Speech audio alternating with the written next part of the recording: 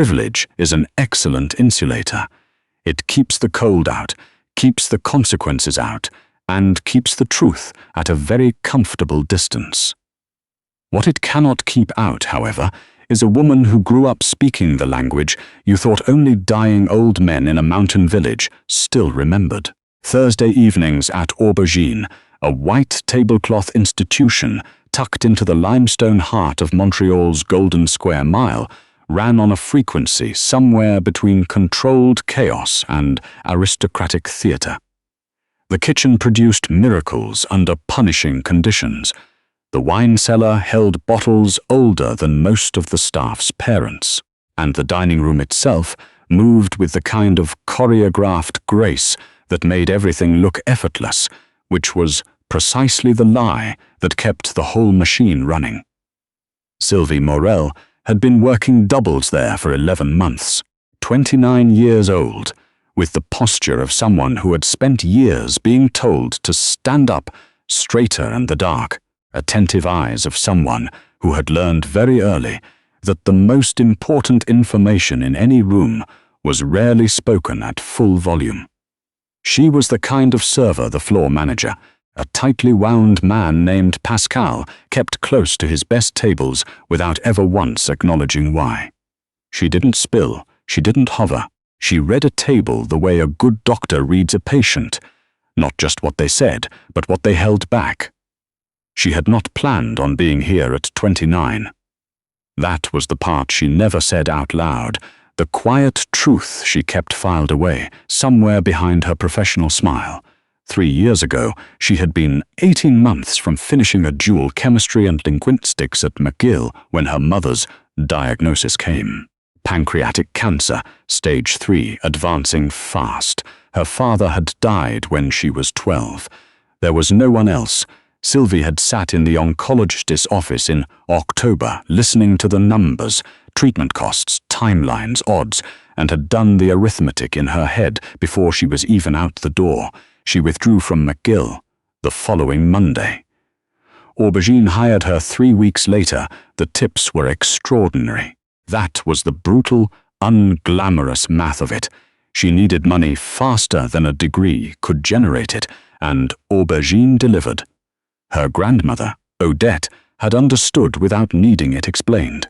Odette was 81, originally from a tiny farming community outside Liège, and she had pressed both of Sylvie's hands between her own papery ones and said, in Walloon, "You are not giving up. You are choosing." Walloon, the old language, a Romance language descended from Latin, split into a dozen regional varieties, spoken natively by perhaps 100,000 people in the world, mostly elderly, mostly in the rural Belgian provinces.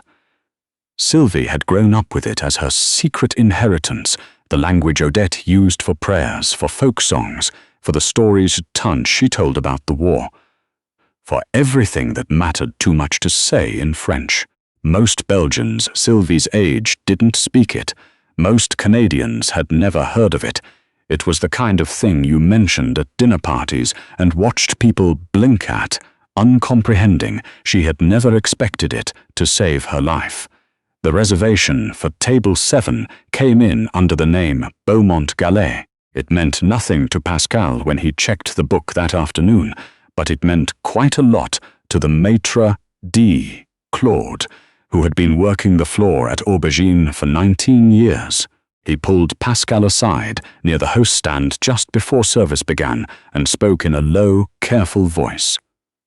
Édouard Beaumont-Gallais, 44, chairman of the board of Beaumont Capital, one of the most aggressive private equity firms operating out of Toronto. He had recently been in the news, quietly in the financial pages, in connection with a hostile takeover of a struggling Quebec manufacturing cooperative. There were rumors about the methods involved. Nothing proven. He was the kind of man about whom nothing was ever officially proven. He arrived at 7:15 with 2 companions, his business partner, a sharp-jawed man introduced only as Renaud, and a woman named Victoire, whose relationship to Beaumont-Gallais was ambiguous in the way that expensive ambiguity always is. She wore a cream silk dress and held her phone with the disinterest of someone who has never once needed to check whether an email had been answered. They did not wait at the host stand. They moved through the dining room as though they had already purchased it, which, Sylvie supposed, was not entirely outside the realm of possibility for a man like Beaumont-Gallais. He was tall, silver-templed, and dressed with the kind of understatement that only the very rich can afford. No logos, no flash, just fabric that cost more than Sylvie's rent and a watch that would have covered 3 months of her mother's treatment. Sylvie was already at the table when they arrived, water carafe in hand. "Good evening. Welcome to Aubergine. My name is Sylvie, and it will be my pleasure to take care of you tonight. Still or sparkling to start?" Beaumont-Gallais glanced at her the way you glance at a lamp you're considering replacing. "Sparkling, no ice. And bring the sommelier immediately. We won't need your input on the wine." He said this without cruelty, which was almost worse. It wasn't contempt, it was erasure. "Of course, sir." Sylvie poured with a steady hand and withdrew. She was halfway to the service station when she heard it. Not French, not English. Something older, rougher at the edges, with the particular rhythm of a language that had never been designed for boardrooms. Beaumont-Gallais was speaking to Renaud in a low voice, and what came through the ambient noise of the dining room was unmistakable to Sylvie's ear.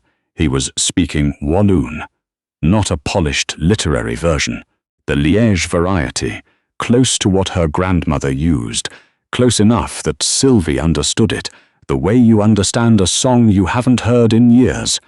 Not consciously, but in the body, before the mind catches up. She stopped moving. She didn't turn around.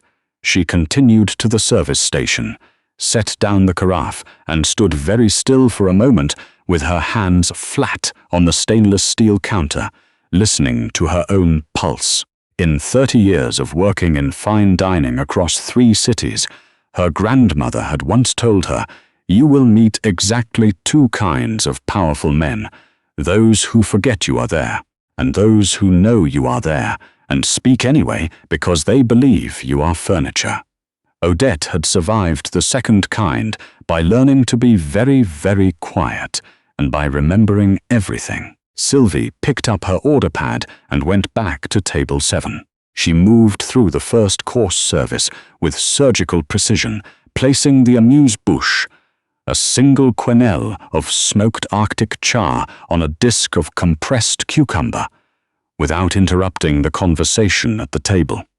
She was efficient enough to be invisible, close enough to hear, and what she heard over the course of the next 40 minutes, as the langoustine bisque came and went, and the glasses were refilled, made the temperature of the room drop several degrees inside her chest.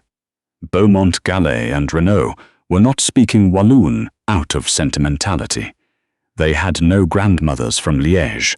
They had encountered it, Sylvie deduced from context, during a deal in the Walloon region of Belgium 3 years prior, a negotiation with a cooperative of textile manufacturers. They had apparently spent long enough in those meetings to pick up a functional working vocabulary. Enough to use it as a private channel, enough to use it as a private channel, enough to believe in a city like Montreal that no one within earshot could possibly follow. What they were discussing was not dinner. They were discussing a pension fund. Specifically, the retirement fund associated with a mid-sized aerospace manufacturing company in the Laurentians, Aeromatic Quebec, which Beaumont Capital had acquired 18 months ago. The fund held the retirement savings of approximately 340 employees, machinists, engineers, line workers, people who had spent 20 and 30 years building something, according to what Beaumont-Gallais was laying out to Renaud, in the comfortable and utterly confident tones of a man who believes himself to be speaking in code. The plan was to reclassify the fund's assets through a holding company registered in Luxembourg, trigger a technical insolvency event within the subsidiary, and leave the pension obligations cents unfunded. The employees would receive cents on the dollar. The fund's assets would be redirected to service the acquisition debt. Renaud asked, in Walloon, whether the regulatory filing had been structured to obscure the transfer timeline. Beaumont-Gallais said yes. He named the accounting firm. He named the partner handling the filing. He said, "By the time anyone understands what happened, we'll have exited the position. They'll spend 3 years in court and find nothing actionable." Sylvie cleared the bisque bowls. Her hands did not shake. She was her grandmother's granddaughter. Odette had fed German officers soup during the occupation and felt nothing on the outside while she catalogued every face, every name, every piece of information she could later pass to someone who could use it. Sylvie carried that same gene. She could separate what she was feeling from what her hands were doing, and right now her hands were doing their job perfectly. She returned to the service station and picked up her phone. She typed a note to herself. Names, figures, the Luxembourg holding company, the accounting firm, the partner, the timeline, while it was still fresh. She dated it with the time. Then she went back out to pour the Burgundy. Then she went back to pour the Burgundy. It was during the main course that the evening shifted from financial crime to something more immediately personal. She was approaching table 7 with a plate of seared duck breast when she heard Beaumont-Gallais switch registers. The conversation with Renaud had wound down. He turned to Victoire, and his tone changed, lighter, more social, and still in Walloon. "Did you notice the waitress?" he said, leaning toward Victoire with the private conspiratorial energy of someone sharing a joke. "The one with the dark hair. Look at her shoes." Victoire glanced over, briefly, with the professional neutrality of someone who had heard this kind of thing before and had chosen, years ago, to find it amusing. Worn through at the heel, Beaumont-Gallais continued. "She's probably working 3 shifts. You can always tell.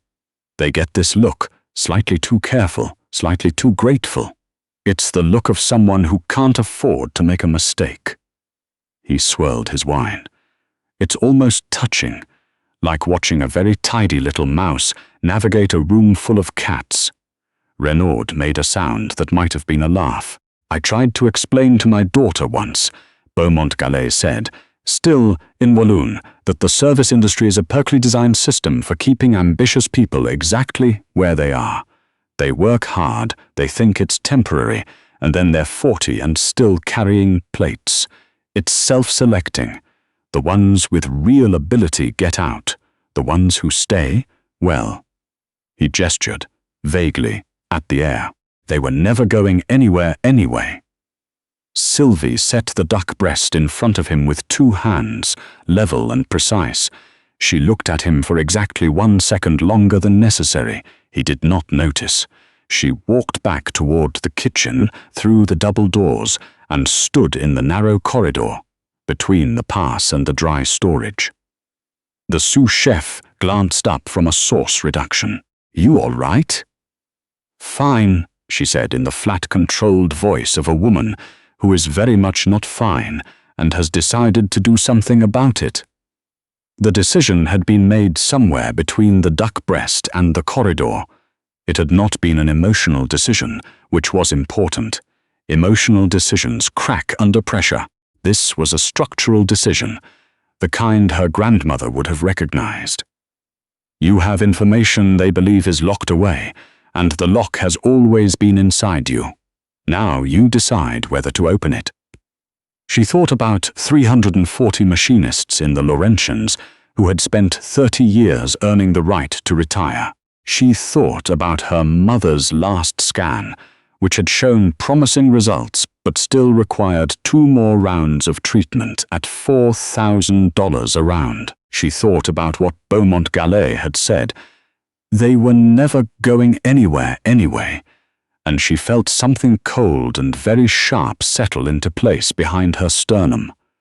She straightened her apron, pushed through the doors, and walked back to table 7 with the dessert menu. The restaurant was in its quiet late evening phase now.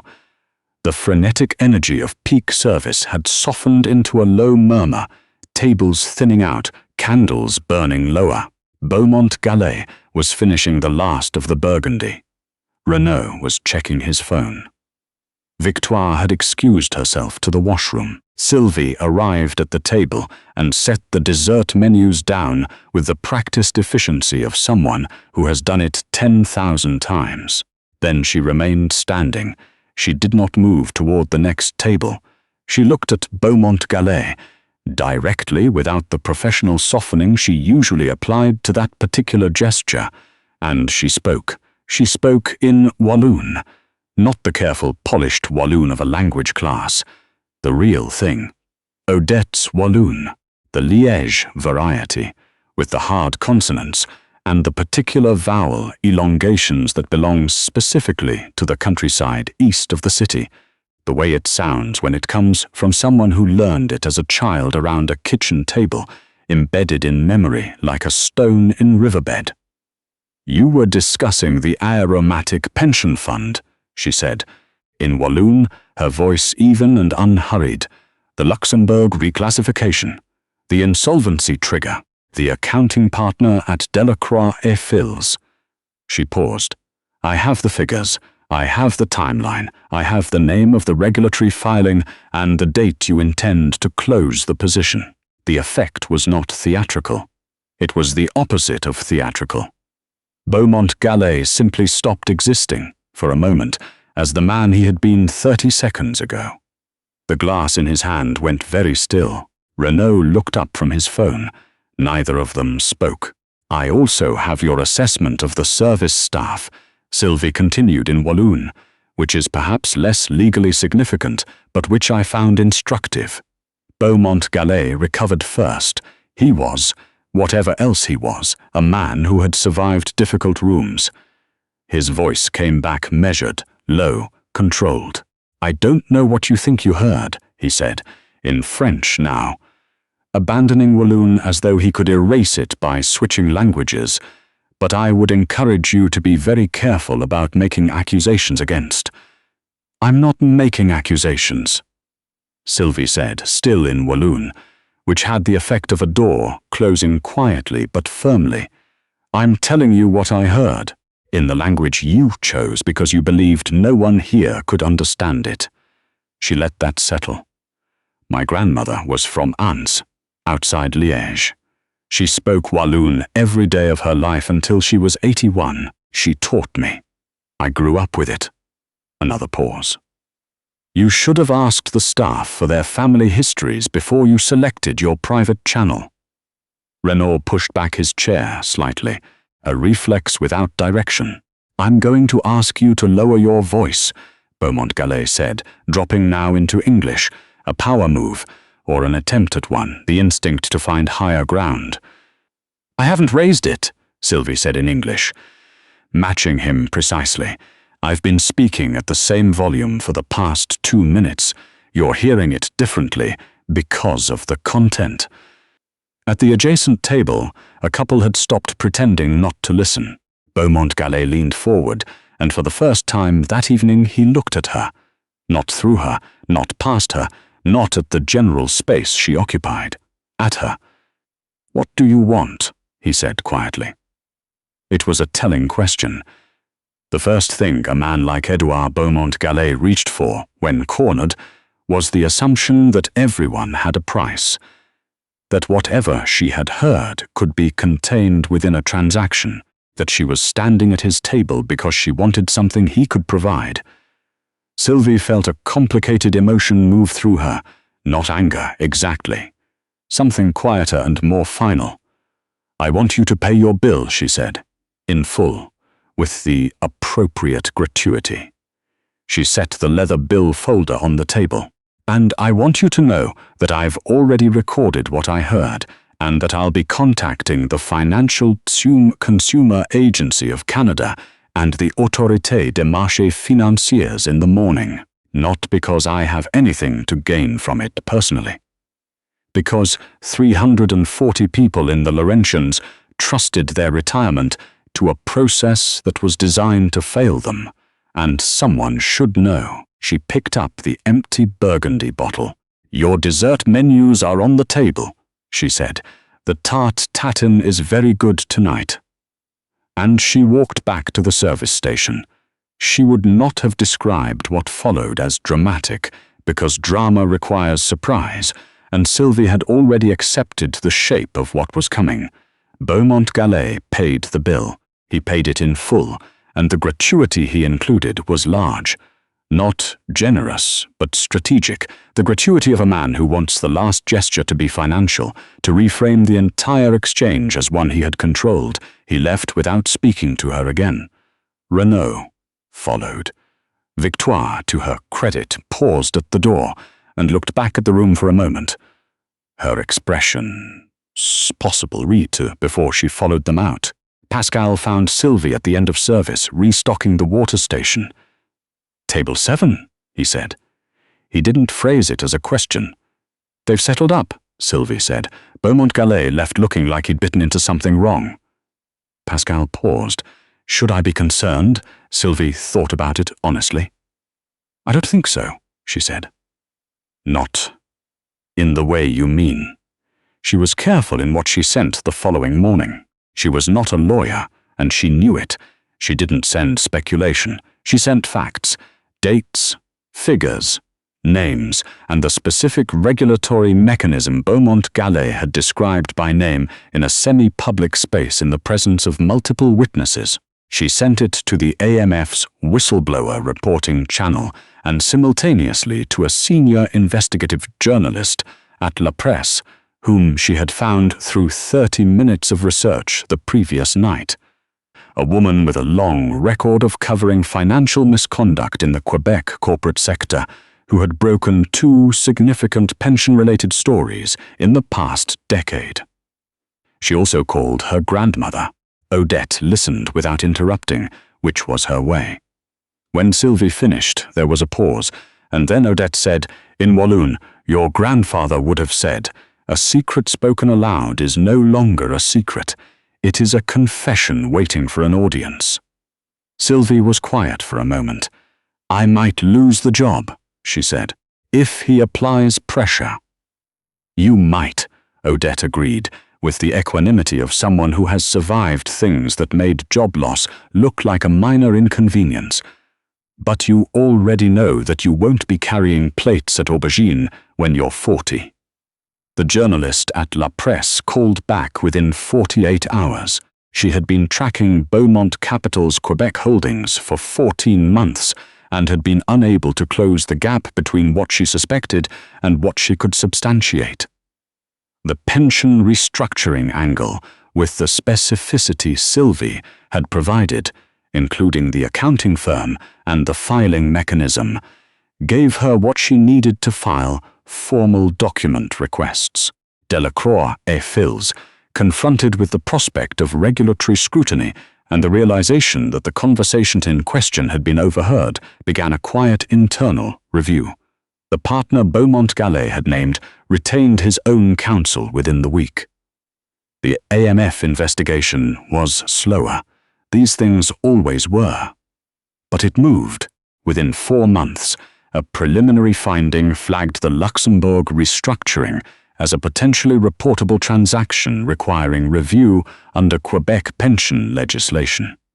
Beaumont Capital's legal team, suddenly facing a public record of scrutiny, quietly restructured the aromatic position in a way that left the pension fund intact. It was not justice, exactly. No charges were laid, no one went to prison, and Édouard Beaumont-Gallais was still a very wealthy man. But 340 people in the Laurentians kept their retirement savings. That was not nothing. In Sylvie's personal accounting, it was quite a lot. She did not lose her job at Aubergine. Pascal, who was a realist before he was anything else, had done a quiet calculation of his own and concluded that a server who had handled the situation with that level of composure was not someone he could afford to replace. She reapplied to McGill 6 weeks after the story ran in La Presse. The admissions office confirmed that her previously completed coursework would be recognized in full. She enrolled in the winter semester, carrying her biochemistry credits forward, adjusting her schedule to maintain 3 shifts a week at Aubergine until her mother's treatment concluded. It was not the path she had originally drawn. It was steeper and longer and marked by a detour she had not chosen, but it moved forward, which was the only direction Odette had ever suggested was worth traveling. Her mother's last scan came back clean in February. Sylvie sat in the oncologist's office and heard the numbers with the same composure she brought to everything, and then went to the parking lot and cried for approximately 4 minutes in her car before driving to her shift. She was 29 minutes early. There is a particular kind of arrogance that assumes the world has organized itself into speakers and listeners, into those whose words count and those who are merely present to receive them. It is a comfortable belief, and it is, under the right circumstances, catastrophically fragile. Language carries people across oceans, and through generations, and into quiet moments in childhood kitchens where an old woman teaches a young girl the words for things that matter, for dignity, for patience, for the particular courage required to carry a secret until the moment comes to use it. Édouard Beaumont-Gallais had selected his private channel carefully. He had simply failed to account for the possibility that the woman standing a foot away from his table had been given, by her grandmother, from Anne's outside Liège, the exact same key.